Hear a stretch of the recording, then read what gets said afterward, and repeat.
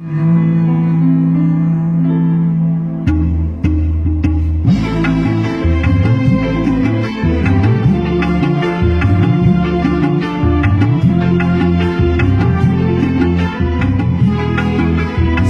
warahmatullahi wabarakatuh. Selamat pagi teman-teman semua, dimanapun saat ini Anda sedang berada.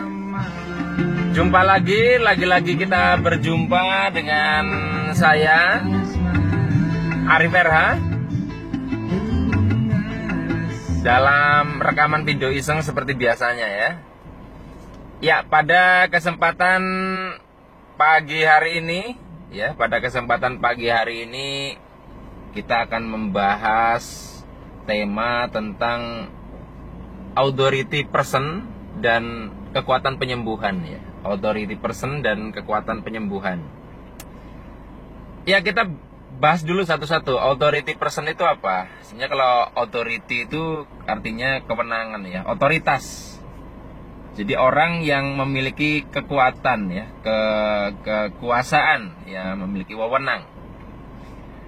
Sebetulnya orang yang memiliki wewenang itu sebetulnya karena diberi wewenang itu, diberi otoritas itu.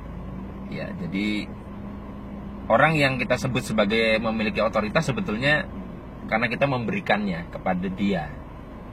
Jadi orang yang dianggap memiliki otoritas oleh Anda belum tentu dianggap memiliki otoritas oleh saya. Jadi ini masalah kita yang memberikan. Nah, teman-teman semua, kenapa kok ada kaitannya dengan penyembuhan? Begini, intinya adalah orang yang kita anggap memiliki otoritas atau authority, maka kita akan meletakkan trust, kepercayaan kepada orang tersebut, sehingga batin kita ya, pikiran bawah sadar kita tidak menolak apa yang diinformasikan oleh orang tersebut. Otomatis apabila orang tersebut menyampaikan sesuatu, melakukan sesuatu, memberikan saran dan nasihat, maka itu akan langsung masuk menjadi satu program di dalam diri kita. Waktu kita kecil, maka orang yang menjadi figur yang punya otoritas adalah orang tua. Ya, orang tua kita anggap orang dewasa, orang yang kita anggap lebih hebat dibandingkan kita. Waktu kita sekolah, maka kita menganggap guru ya sebagai figur yang punya otoritas. Nah, ada satu kisah menarik sehingga Anda lebih mengerti bagaimana kaitannya kekuatan otoritas ini terkait dengan kekuatan penyembuhan. Jadi, saya pernah sampaikan di artikel, juga saya pernah tulis di buku saya yang pertama, yang sudah tidak ada beredar di pasaran. Jadi, ayah saya dulu adalah seorang guru ya, sekarang sudah pensiun, seorang guru yang cukup disegani di kampungnya karena ya ayah saya sosial, kemudian terkenal ya, guru kalau di kampung itu kan punya satu strata khusus ya. Waktu itu ayah saya didatangi oleh salah satu tetangga yang katanya mimpi bahwa ayah saya bisa menyembuhkan penyakit orang itu. Nah, orang itu sakit gigi, katanya udah kemana-mana nggak sembuh. Ayah saya bingung gitu kan. Nah, kita bisa lihat ya, ayah saya sendiri bingung ketika tetangga tersebut datang. Nah, tapi karena orang itu datang memberikan otoritas kepada ayah saya, ya gimana lagi? Akhirnya ayah saya masuk ke belakang, terus ngambil air mentah ya dari pompa sumur itu. Kemudian dibacakan ya surat-surat Al-Quran yang dia tahu ya, misalnya Al-Fatihah dan sebagainya. Lalu diberikan, dan yang menarik adalah orang tersebut sembuh. Nah, karena sembuh, orang tersebut cerita kemana-mana, sehingga ada pasien-pasien selanjutnya. Singkat cerita itu cukup tersebar, ayah saya itu adalah ahli menyembuhkan sakit gigi. Nah, yang menarik adalah suatu waktu ayah saya sakit gigi, kemudian dia menggunakan air dari pompa bur yang sama, dibacakan doa-doa yang sama, diminum dengan cara yang sama ya, dan ternyata nggak sembuh. Lalu sembuhnya kemana? Ke dokter gigi. Nah, ini kenapa bisa terjadi? Karena ayah saya bisa menyembuhkan tetangganya itu karena oleh tetangganya ini dipercayai, ya, diyakini, diberikan otoritas bahwa ayah saya bisa menyembuhkan. Sementara ayah saya tidak bisa memposisikan dirinya sendiri sebagaimana dia diposisikan oleh tetangganya yang pada sembuh tadi. Dia meletakkan otoritas itu kepada dokter. Nah, di sini kita bisa melihat bahwa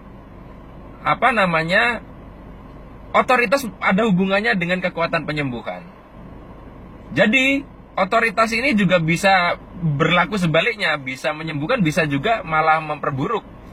Jadi kalau misalkan Anda posisinya dianggap memiliki otoritas, misalkan ada seorang dokter, ya, kemudian Anda memberikan satu kalimat, satu informasi kepada pasien, itu bisa membunuh pasien itu, ya, bisa memperburuk keadaannya kalau Anda tidak memahami ini. Saya misalkan diposisikan oleh Anda, teman-teman, sebagai figur yang memiliki otoritas, maka ketika saya salah bicara, ya, lalu Anda masuk, ya, ke dalam pikiran bawah sadar Anda, itu akan menjelma menjadi sebuah program. Jadi memang bagi saya pribadi juga harus hati-hati. Nah, ini banyak pengalaman yang menarik, teman-teman semua. Contohnya paling gampang adalah entah untuk keberapa kali, sebagaimana saya pernah bikin status, saya diminta tolong oleh beberapa sahabat, minta saran karena mereka lama nggak punya keturunan gitu kan, udah kemana-mana gitu kan. Ya, saya berikan saran sederhana, sangat sederhana sarannya, ya. Dan saran itu saya berikan berulang-ulang kepada orang yang menanyakan hal yang sama. Ya, tidak dalam waktu singkat sih, jeda berapa lama, kemudian ada inbox masuk, makasih Mas Arif karena saran Mas Arif kita praktekkan dan alhamdulillah kita sudah punya keturunan.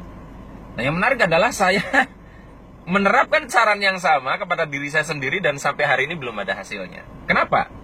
Karena saya mengalami problem seperti ayah saya tidak bisa menganggap diri saya memiliki otoritas sebagaimana orang yang nanya ke saya tadi lewat inbox memposisikan saya. Nah, di sini kita bisa melihat bahwa kita itu membutuhkan orang lain yang kita anggap lebih hebat, kita anggap lebih punya otoritas. Sehingga tidak heran kalau misalkan Anda begitu cerdasnya, begitu pinternya, begitu ahlinya, kadang malah lebih susah disembuhkan orang lain. Di satu sisi Anda tidak bisa menyembuhkan diri Anda sendiri, Anda juga susah disembuhkan orang lain. Kenapa? Karena Anda menganggap tidak ada orang yang lebih hebat dari Anda. Jadi Anda bagi yang sudah merasa pintar, merasa hebat, merasa ahli, ini akan jadi sebuah masalah di kemudian hari ketika Anda bermasalah. Karena Anda susah ditolong. Jadi jangan heran kalau ada orang yang ahli penyembuhan kok nggak bisa nyembuhin dirinya sendiri. Ya karena itu, dia membutuhkan orang lain yang dianggap hebat. Berarti kesombongan, ya, kepongahan, merasa diri paling wah, paling hebat, itu bisa jadi masalah suatu saat. Nah, di sini teman-teman semua, makanya agama spiritualitas mengajarkan ada satu kesadaran yang sangat tinggi, yang maha sempurna, melampaui segala sesuatu, mampu melakukan apa saja. Itu adalah pihak yang kita berikan otoritas, itu yang kita sebut sebagai Tuhan. Jadi kalau Anda nanya, Pak, Tuhan itu ada enggak? Saya tidak mau membahas hal itu, tetapi yang jelas kita membutuhkan Tuhan. Kita membutuhkan figur yang memiliki otoritas, karena kita akan lebih mudah untuk menolong diri kita sendiri. Ketika Anda sudah kesulitan untuk mencari orang yang Anda anggap lebih hebat dari Anda, lalu Anda juga tidak punya Tuhan yang Anda anggap lebih hebat dari segalanya, terus bagaimana cara Anda mencari orang yang memiliki kekuatan atau pihak yang memiliki otoritas untuk membantu diri Anda sendiri? Ini akan jadi masalah. Jadi pertanyaan sebetulnya bukan masalah Tuhan ada atau tidak kalau menurut saya. We need God. Kita membutuhkan pihak ketiga yang punya otoritas. Jadi alangkah baiknya buat kita semua untuk sama-sama introspeksi dan selalu rendah hati. Karena ketika kita rendah hati, merasa selalu ada orang yang lebih hebat dari kita, kita akan lebih mudah ditolong.